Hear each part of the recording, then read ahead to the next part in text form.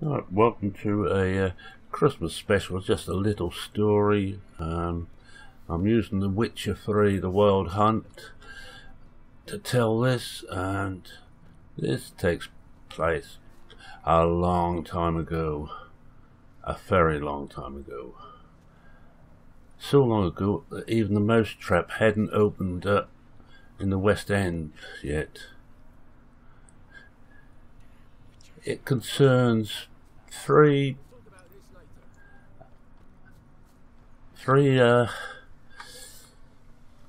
things really. The first one is it's the Dark Ages, so-called Dark Ages in Eastern Europe, where there was a lot of small states which are always fighting each other. And it also concerns two elderly people. We start off with the political situation at the time. No one knows exactly how many little states, all ruled by a royal family of some description, there were, but anywhere from 6 to about 10, but with hundreds of years of war, and it was literally a couple of hundred years they'd been fighting. No one could actually remember how many there were originally.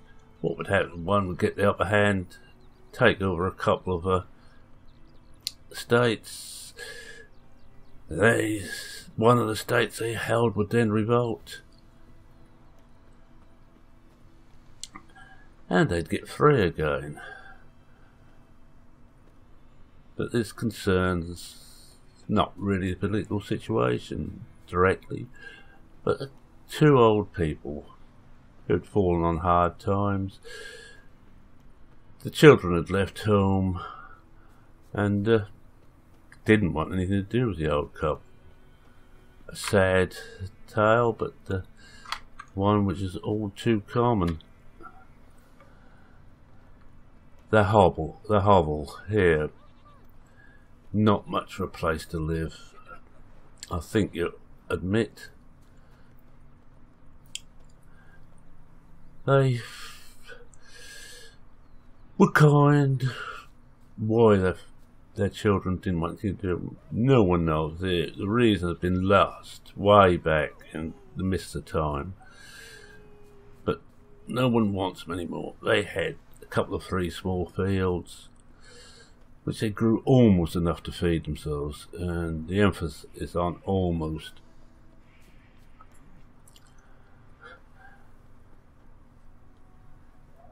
There was one rich man in the town who, shall we say, wasn't a very nice person. His whole idea was not to help the town, but to get as much as he could for himself, and as he did very successfully. So much so that he was richer than the rest of the town put together. He owned almost everything. This was just a couple of 3 weeks before the major winter holiday, the major winter celebration. The couple had nothing extra to eat. They were just going to do as best they could, which wouldn't be much. The rich man, of course, had everything. As you can see around here, everybody's working hard. It was a cold time. You can hear the wind blowing.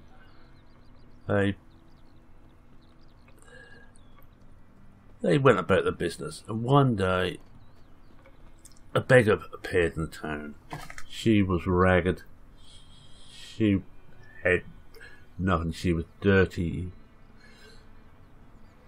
The rich man passed her, saw her in the street. Hey, he didn't kick her. He got his minions to do that for him. She was beaten and bloody when the old woman came past, she helped the beggar to her feet and supported her back to the hole where she and her husband looked after her, gave her what food they had, got her back on her feet. That night, the beggar disappeared from the house. They didn't think too much before, just thought, oh, how rude. We've done all this and we've seen nothing for it. Not even a thank you. And we're now very short of food.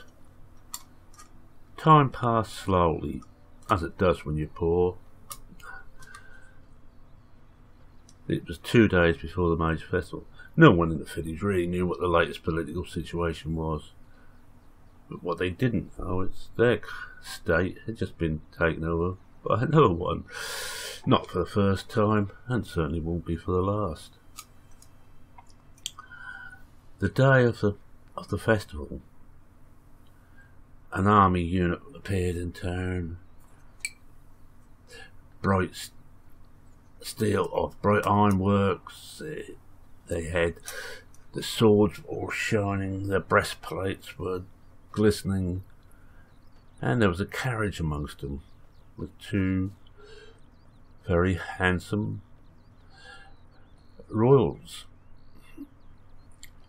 The royals decided to come to this town or this village for some reason, and they called the village all about to come and meet them in the big hall, the rich man's big hall, which they took over.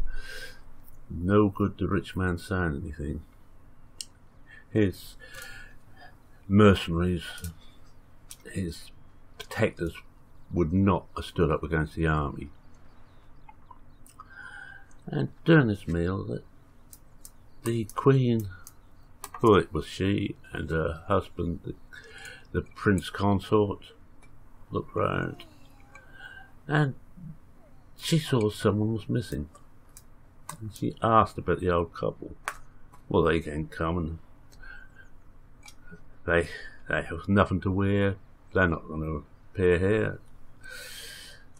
She commanded a couple of soldiers to go and find them, which they did. They brought them back. The old man thought they were under guard, was worried, thinking what was he going to do. When the queen spoke to him, and these words, "Old couple, you took in a beggar. You cared for this beggar for 1 day. You gave all the food you had to this beggar. What you don't realise was I was that beggar. I'd like to go out into a new state and take it over and just see what the people are actually like. And I found the people here were horrible, terrible, uncaring, except for you two. To you two, I give this mansion. To you two, I give 1,000 ducats a year for the rest of your life." The old couple were amazed. They could not believe what they were hearing. They were now in charge. They had a very good winter after that. They could afford it. But one thing didn't change them. The money they had, which was enough to keep them in real comfort, they gave half of it away to their poor neighbours. They introduced a system of fields owned by all, common land. And for the next 3 years, until, I'm afraid, they both died, the village was peaceful. One thing they didn't do, they didn't give, or 2 things to be more precise, they didn't give the rich man anything. In fact, he then had to leave the village. He couldn't stay there any longer. And they also didn't give their children anything. So even in the even in the midst of really kind people, there's still that little hard bit that will not forgive. I think they made a mistake there. But things altered again, and in a few years the new rulers of this state were overthrown, another state took over, and so the cycle continued for the next 100 years. That is my little Christmas story, and I'd like to thank everybody for watching, commenting, liking, subscribing, and I'd like to wish you all a very happy holidays, whatever you celebrate, whether you're a pagan and it's a midwinter festival, a Christian and Christmas, or whatever else you celebrate. I say thank you all very much, and it's a cheerio for now. Cheerio.